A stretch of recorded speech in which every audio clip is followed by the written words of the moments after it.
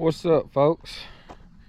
Another lovely day here, and just got out to the farm, got off the day job.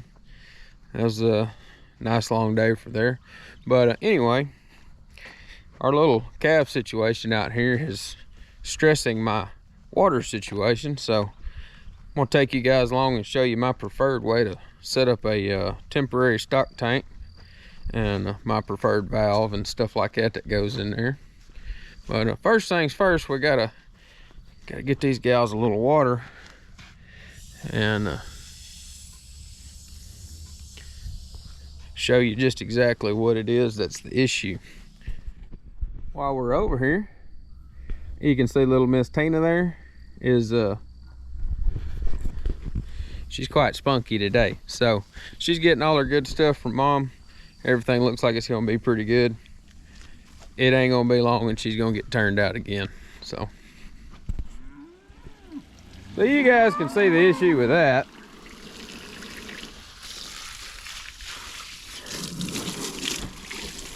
There's very little water holding capacity in this old bathtub, and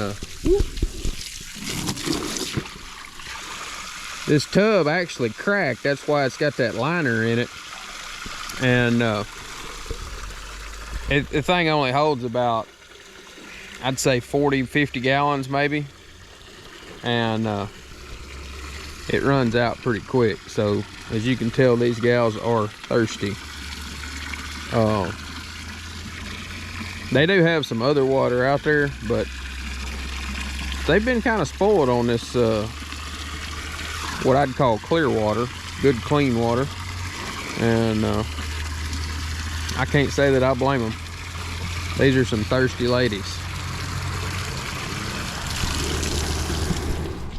Well, no, I said I was going to leave them in there for another day, but yeah, I think it's going to be fine. Man, I was worried about her. I wanted to get her some size on her and get her a little speed where she could move around, and she's got it. So I think we're going to turn them loose and let these rest of these heifers have access back into that pen where the big water tank's at. So let's go do it. Now, all that being said, I was also intending on holding these gals off the pasture until about the end of April, and that's still about 20 days out right now. So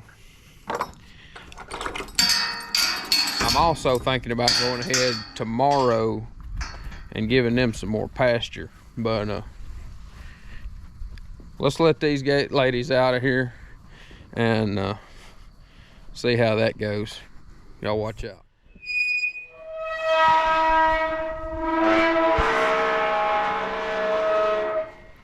I can see what I'm talking about. That tank right there is significantly larger. But here's little Miss Tina. Yeah, she's curious. Come on, baby. No, that's okay. Mom's still a little nervous. Let's let these gals have at it. See what they do.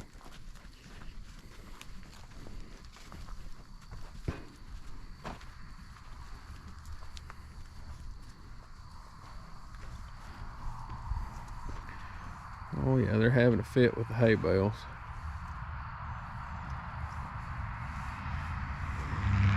And these guys are just watching.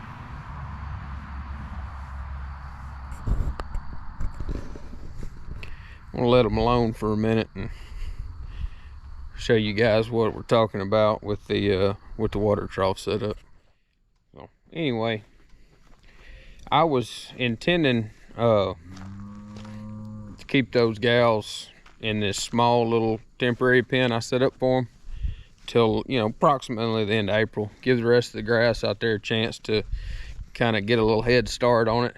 And so that being said, I was preparing anyway, get a little smaller tank and be a little easier to move by hand. And when I set up my last one, I had grand intentions on showing, you know, kind of how I set it up and all that stuff, and it just didn't work out. You know, there's a lot of stuff. I try to cover a lot of this stuff, but there's just, man, there's a lot of times that it's a little too hectic, moving a little too fast, and sometimes you just gotta get stuff done. So that's just part of it. So this unit here, and I know it's upside down, y'all bear with me, but Rubbermaid, they do a good job. They're sturdy. They now this is not rubber, it's like a hard plastic, but they've got all of this kind of honeycomb frame in them, nice and thick. I like these tanks. They're durable. They're really UV resistant. They last a long time. They're kind of tapered from the bottom up, which most of these tanks are. So in the event that they freeze, 99% of the time, roughly, if they freeze solid, the ice will actually just travel up, not damage the tank. I have had a couple of them bust over the years. It does happen. But that being said, you know, bear with me with the lights there. That being said, by and large, good stuff. And they're still not overly expensive.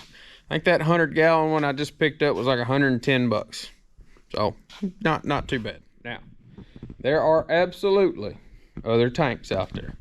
There's thinner tanks, there's metal tanks, there's concrete tanks, there's all kinds of tanks. Cheaper plastic tanks. That big one out there in that lot is actually a little cheaper one. That's also a good tank. It's cracked too, but it's been fiberglass back together. But and it held miraculously. But anyway, like I said, I like these. This is it's pretty good equipment. My next favorite thing is these little units right here. This is a Job Megaflow valve, and when I first saw these things, I liked them immediately. That's the valve unit there, and I bought one. I was a little skeptical. Of the cost. I think the first one I bought, this is just gonna be one of those shaky videos, but it's about 65 bucks. I've since found them online for 40 some odd dollars. Good stuff. They hold up, good pressure, nice. They're actually a little long here in this bulkhead section, but they work, you know, they just do. And this is the float valve that it comes with, and this valve installs essentially in the bottom of the tank. You could put it up in here, I suppose, if you wanted to, but I prefer to put them in the bottom, and just mainly to keep my hose lower to the ground and not stress it. Only things, like I said, I don't like, or I didn't say that yet, but the only thing I don't like is this threaded section is a little excessive. That's not necessary. This is a 1-inch thread, but it's a straight thread, so you've got to dope it up pretty good to get it to seal up. I wish they would incorporate a 3/4 internal thread, a female thread in there, in a pipe thread variety, and that would be handy, because me and a lot of other people use these with just water hose fittings, and if I could just go straight in with a 3/4 water hose fitting. I know this video is terrible and shaky and noisy and all that, but you know, it is what it is. I use these little fittings here, and this is just a pipe thread on one end. See how that's 3/4 male pipe on the outside and 1/2-inch female on the inside, so you can use it either way. it'd be cool if they could incorporate that 3/4 thread into the inside of that, and that'd be handy. So if anybody ever happens to see this that works for Job or knows somebody works for Job, mention that, because I mean, I'd love it. Now, you know, for 40-50 bucks a valve, I figure y'all could probably swing it, right? Putting these little old valves in is really a cinch. I just use regular old hole saws. This is a little Milwaukee kit. Had it for years, works fine. Can't complain anything about that. But the string comes tied up around the valve. You got to get that crap out of the way. And how that valve works is this is the discharge port. You'll want that pointing down in your tank. Your float will hang from this string, and as that float pulls up, that little yellow part, if you can see it, moves up and down, and that's it. I mean, that's on, that's off. And that float, it's just got an eye on the bottom of it right there, and you just tie your string up to the height that you want your water level, and cut the excess off and let it rip.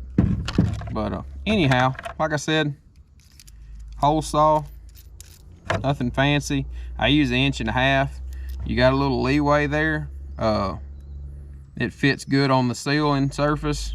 1.25 inches would probably be better, but that's 1 1/8 inches there, and it's a little small. So 1.5 inches is what I've been using. Works fine, no problems there. All right, get you guys set up a little better. Maybe you have a little idea of what's going on here. None of this stuff is rocket science, but you know, sometimes a little visual representation helps. Now, it's always handy to take note on these tanks. Make sure you ain't got anything in the way. They got that nice flat area right there, and on the other side, I didn't show, but there's a drain valve there. So that flat area up in there, which is the inner part of that, is what we're shooting for. And you don't really have a lot of clearance issues to worry for in there, but we'll just go for it.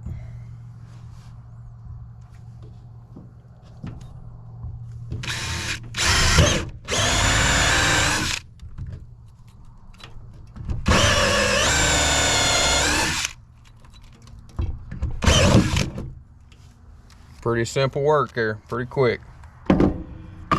Now, I like to kind of trim that off. My pocket knife's in pretty poor shape, so y'all don't bear with me, don't laugh at me. It's been used as a screwdriver and a punch and a chisel and some other things the last couple days, so it's in rough shape. That's just all there is to it.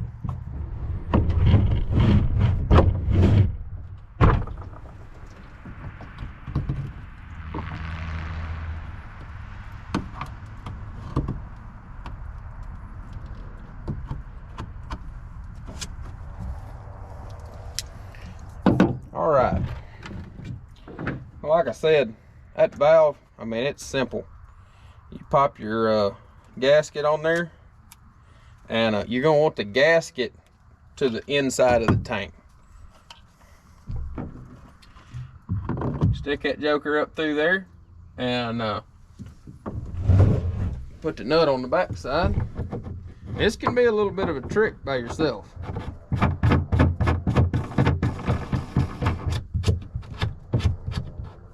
What I like to do by myself, once I get that thing pretty close, I'll just leave it sitting in there like that.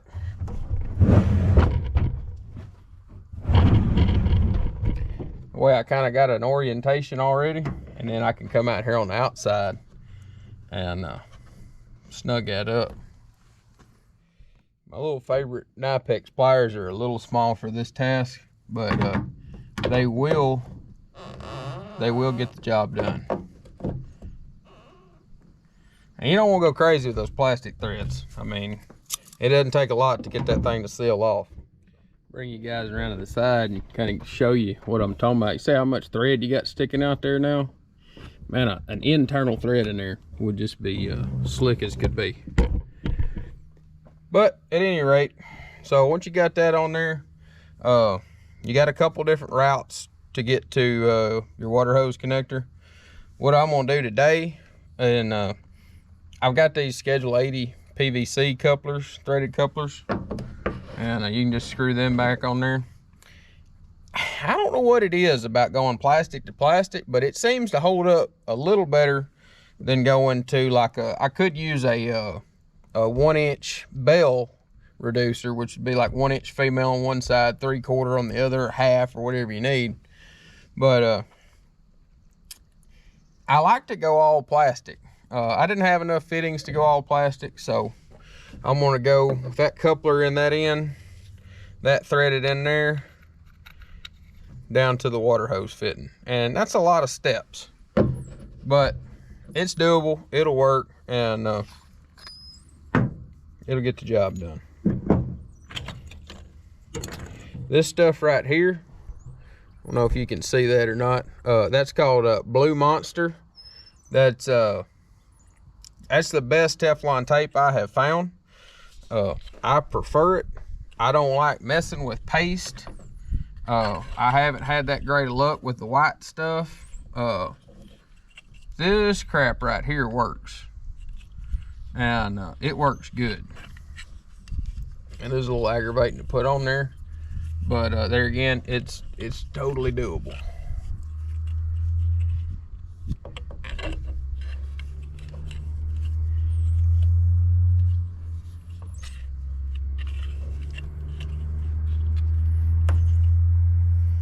I don't know if you notice how I wrap that, but when you're looking at the end of that male thread, you're going to want to wrap that tape clockwise, not counterclockwise, excuse me.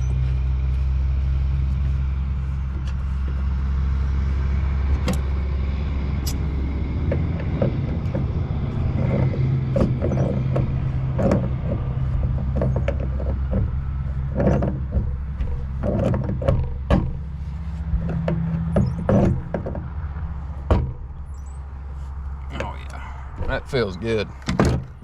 I'll get my next fittings wrapped up. These are a little easier since they're not mounted. Ooh. When this tape gets a little old, it does seem to slip on you a little bit more. That roll's been floating around for a while, but if you put it on there right, it's still great stuff. Another little quick side note, this fitting, I didn't have one of these with the water hose part is a swivel. I am going to change that out. This is aggravating as all get out. One that doesn't swivel is a pain in the butt. So keep that in mind. If you're setting one up similar to this, try to get a swivel right there. It'll make your life easier. And that way you can just swivel that nut and tighten it onto your water hose instead of trying to, wrestle with twisting a whole water hose on there. But I need to get this one going, and that's what I got, so that's what we're gonna go with.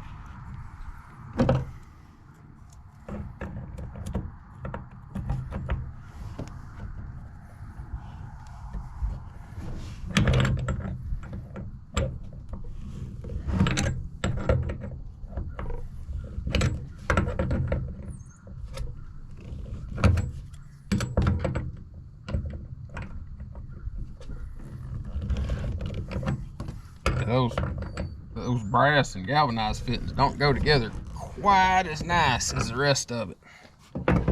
But at any rate, it'll work. It'll get the job done. Let's flip her over and get our get our float situated.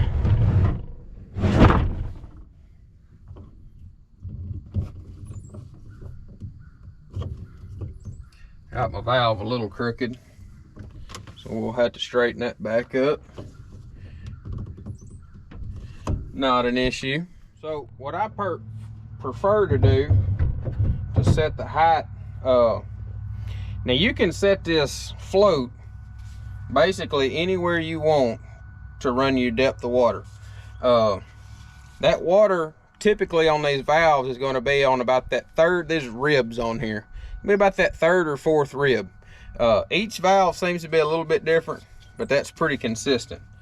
So what I prefer to do is stick me a straight edge of some type across the top of the tank, and I will set that valve right up to the bottom. I keep calling it a valve.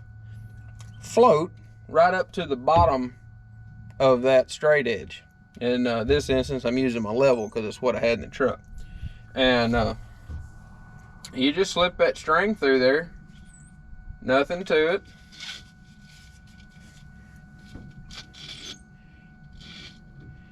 Kind of get that set up there, and you're going to want to pull a little tension on that, and then just tie it off. I mean, that's all there is to it. It's not rocket science. Oh yeah, I think that'll work. If I intend on leaving a valve in a tank forever, I will trim that end off and hit it with a lighter and kind of melt it. I'm not certain I'm going to leave this one in. I may swap this tank out for a little bigger one. This 100 gallon was all they had. I wanted a 150, but that's all they had on hand today. So you get what you get. All right, well, that's pretty much it. So you can see valves mounted in the tank. Be sensible. If you get a bunch of plastic shavings in there, clean them out before you give them to your animals. Here's the outside connection. You'll be able to just hook your water hose straight into that. And that's basically it. So you're looking right now, tank's about $110, give or take, for this 100 gallon. They run about $1 a gallon, give or take, you know, 10 cents or so. Let me shut this truck door. That thing is annoying. So 110 in the tank. The valves 45 to 65, depending. Local to me, they're about 65. Online, I've got them for, I believe, 45 in that neighborhood. So you're at $155-ish there on the low end, and you got about $6-8 worth of other fittings, and you're done. You're set up. And that valve, pretty sure is related. I cannot talk today.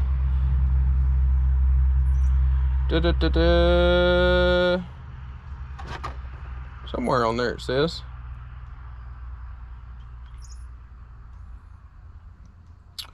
Well, I can't find it. I won't say it's 300 psi. A lot of pressure. A lot more than I got out here. A lot more than anybody's got on the water line, I figure. But anyway, so under $200, you're done, and it'll last for years.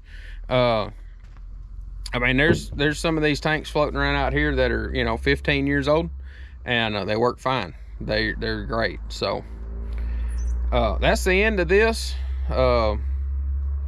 I say that's the end of it. Hell, let's go hook it up. Let's go for the whole get stuff. There is one other thing I should add on these Rubbermaid tanks.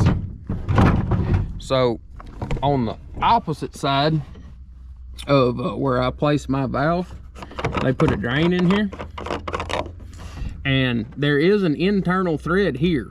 So you could bush, this is 1 1/4 inches, I believe. You could bush that down and put your valve in there, but it doesn't work out very good, and you don't have a drain. So anybody that happens to notice that and is curious why I didn't go that route, that's why. One, when I get ready to move this, all I gotta do is pop this cap off. That cap has got a rubber seal in it, so I don't have to get it, you know, just overly tight, and I can easily pop that off, usually by hand. If not, my little pliers will take care of it, no problem. But so like I said, for any of you guys that happen to notice that, that is why I use it on the other side, mostly for a drain. And a second reason is it just don't fit in there very good at all. So food for thought. All right, there's a real art form to this. When you're messing with water and you got 2 high tensile lines right there, bumping about 10,000 volts, you got to be careful. That sucker does hurt. But this is another joy of these lightweight tanks. I mean, you can't throw a concrete tank over a fence like that. Just ain't gonna happen.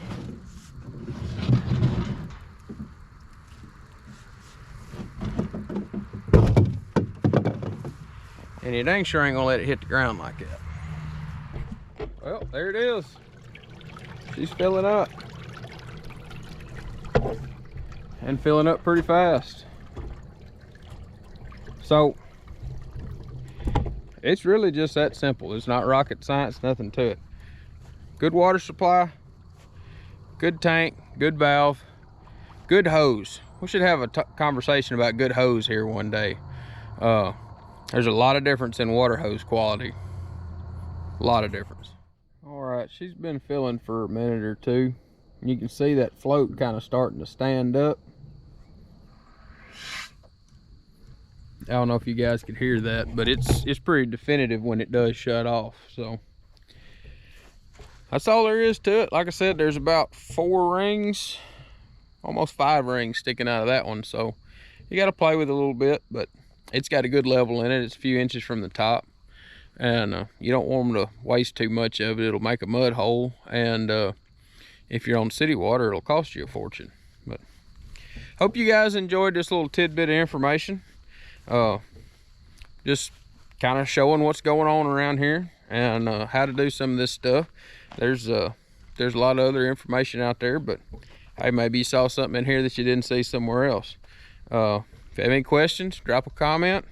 I'll do my best to answer it. I'm not real bright, but I'll give it a go, and we'll see you next time.